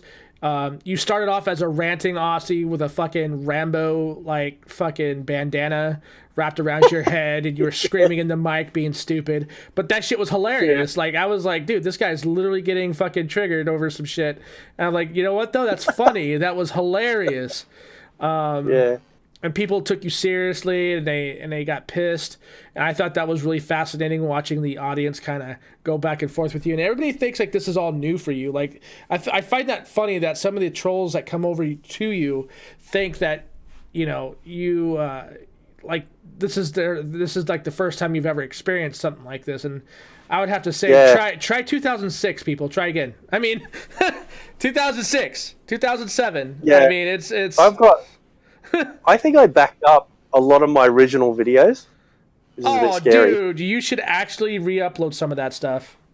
And you know, because I mean, I was a lot more. I mean, I wasn't angry anyway. It was just like how I did things on camera because I liked yelling at the camera. Yeah. But it was very. It's kind of funny. Like I'm more sort of. I don't get bothered as much by like console war crap. You know, because especially when you do it for so long, you kind of just go, meh. You know, one generation Sony's winning, one generation Microsoft's winning. You know, like you're literally like you're expending all of this effort and energy into things which don't regularly matter. What really matters is bringing to light major issues with, you know, within the gaming collective, you know, like this stuff with, you know, loot boxes and things like that, you know, and which has been, you know, just an extended example of bad shit that's been going on in the entirety of gaming for a number of years. Mm-hmm. Things like that, you know, I find more fascinating because, you know, that's affecting my hobby directly. Yeah. And I don't want it to, you know. And so that's what really matters, you know, to me. And some people use that platform to further their agenda, you know, like they're only banking in on that because they know it's popular, which kind of pisses me off too, which annoys me because I think, well, if I start doing that, then people are just going to think I'm doing the same. Mm-hmm. You know, you are exactly like me. When you do YouTube, you're not doing it for views, you're not doing it for the money, you're doing it because you really genuinely are pissed at something, or you want to share something that's awesome and just, you know, let it out. You know, that's how I always viewed YouTube. But now, you know, any cunt can fucking monetize their channel. Well, maybe not so much anymore because they put those new restrictions in place, but they used to. And there's no soul. Not really, not much anymore. You know, everyone's just, they're only out to make money. Only doing it for the views. And it's, so then I feel like I'm part of that machine by doing it. So, you know, you're the same. You're genuine. You've always been genuine. You've never been a sheep. You've never been one to just conform. You do what you want. You play what you want. Yeah. And there's not many of us like that anymore. You know, even Rev, even Black Blonde, there's some of the old guard that still exists. That there's not much of us anymore, and it's sad because, you know, as you said, I was getting a bit big back in the day, and you were too, and because, you know, people could see the passion.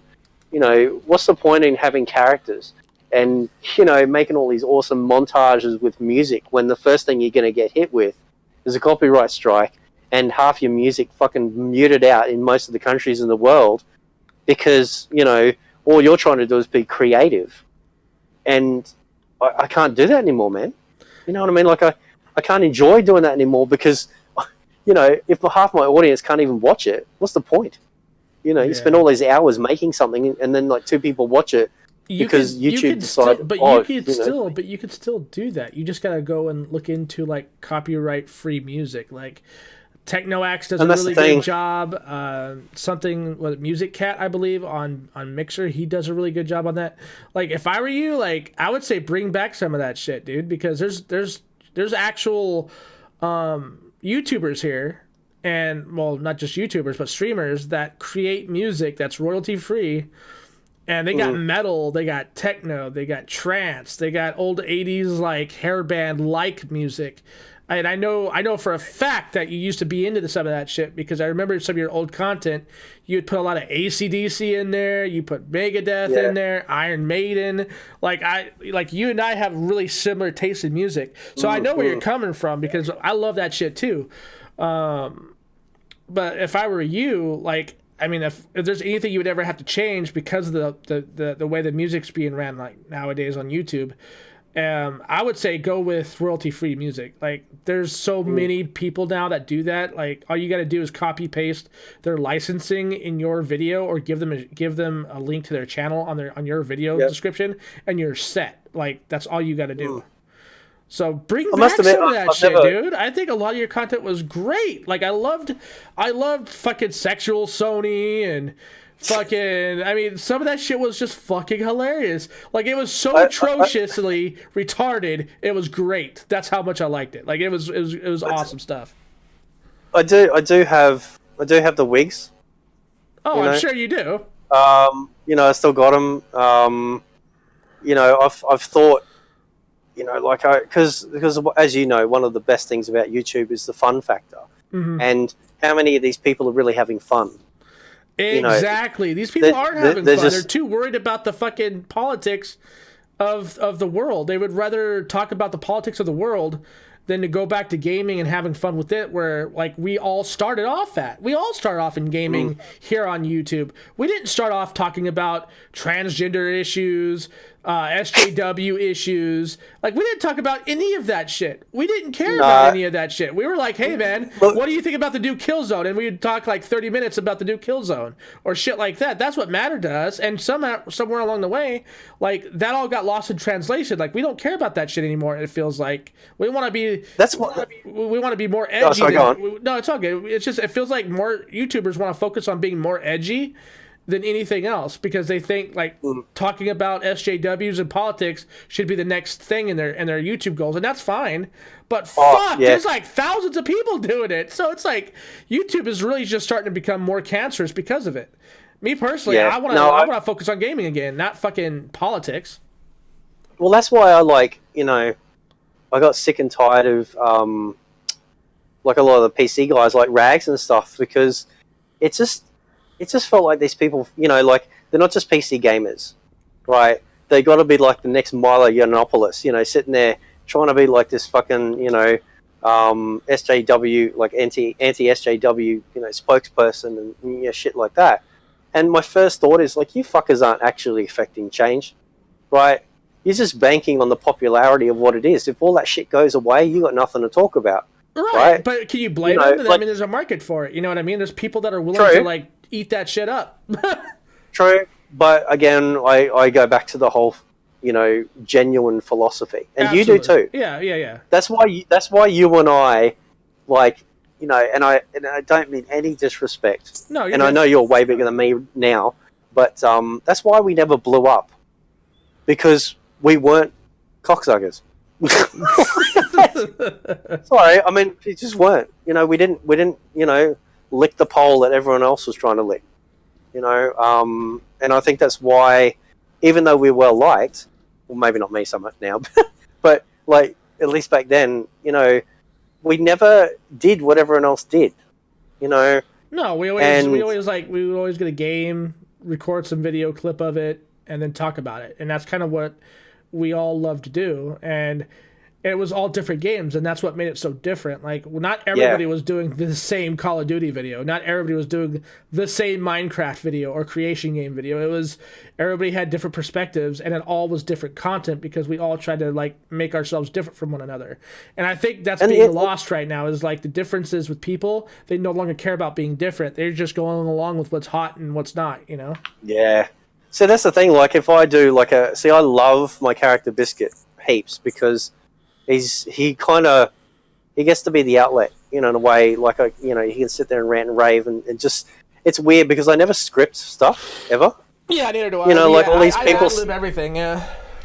Yeah, like all these people sit there and they make all these fucking 40-minute videos and the scripted everything and the blah blah blah, and I just sit there and go, I can talk for 40 minutes. I don't need no scripts. Yeah, right? Absolutely. Yeah. It's weird. Like my brain is just like especially when I get on camera, I go crazy, and so having the different characters was always very cool. But if I sit there and start like grabbing my crotch and talking about cunts and shit, there's going to be some dickhead out there. The first thing they're going to do is hit it with an age rating, right? Which never used to exist, So what I mean, so when you start to push those creative boundaries, you start getting hit with all these restrictions. So that's why I sort of question, well, do I just take this shit to Twitch? I just sit there and get on there with a fucking mullet and talk as biscuit and whatever. I'll tell you right now. I mean, Twitch may have the audience, but they are unfortunately allowing politics to take over their channels and stuff. So that's why I'm not on there anymore. If I were you, okay. And I tell everybody this: go to Mixer, because the politics aren't nearly as bad, and you can get away with saying pretty much whatever you want as long as you have an 18+ rating on your channel, which I do. I have that thing up all the time. I try to let little dudes know not to go in there, because the shit that I talk about when we stream video games and we talk shit to each other. I mean, you remember what it was like with you, me, and Truth and Seventh when we used to talk shit to each other in COD, like back in the day on the PS3. I mean, it gets pretty X-rated sometimes. So I mean, that's kind of what we do now on Mixer. So, but on Twitch, a lot of the stuff that you talk about, like, it could actually get you kicked from Twitch altogether, like banned. Yeah. So that's why I would say if you're really wanting to do your character and you want to go like full out with it, go Mixer. Or, I mean, if you want to do casual streaming and you don't want to have massive conversations about stuff like personal stuff, then Twitch is perfect if you want to grow a brand. I will say brand growing, Twitch is definitely the place. But as far as everything else, Mixer. Can you hit me up with a link? With that, if you don't mind. Because I wouldn't mind looking at it. Because talking about it, because I must admit, because we rent, so the last sort of couple of houses we've been at, I've never sort of really felt comfortable and settled, because sometimes the neighbours are too close, and if they hear some dude screaming "fuck you, cunt," fucking and going off his nut, they'll probably call the cops, right? So where we're moving to is actually really cool. It's a bit of distance between houses and stuff, which is nice, and I feel very comfortable in the home we're going to, and that makes a big difference to me, because then I'm able to do my content and not worry about and depending too on camera placement as well, because a lot of the time too I would have to kick my kids out of a room to even just talk normally in a video, because I don't want them on camera. So at the new place, they won't be in the shot even if I do a video. So a lot of those things I do take into consideration. Hell, there's going to be a bed right behind the fucking computer anyway, so I might actually start doing like naughty sex scenes with Biscuit. I don't know. But I wouldn't mind doing that. Sometimes that's why sometimes I'll purge a channel, because if I've had a break from what I've done, what I have been doing, and then I look at my content and I go, that's shit, I'll just start again. Yeah. It's not because I'm ashamed of it. Well, not so much ashamed, but I just think, no, that's not how I am now, and I'd love to come back, with a start of, with a character or something like that. Still keep the podcast, because I love doing them. I've got my format laid out perfectly with OBS, which is really good. But, as far as like doing general videos, I mean, I could do that. But it's, as you know, passion is everything.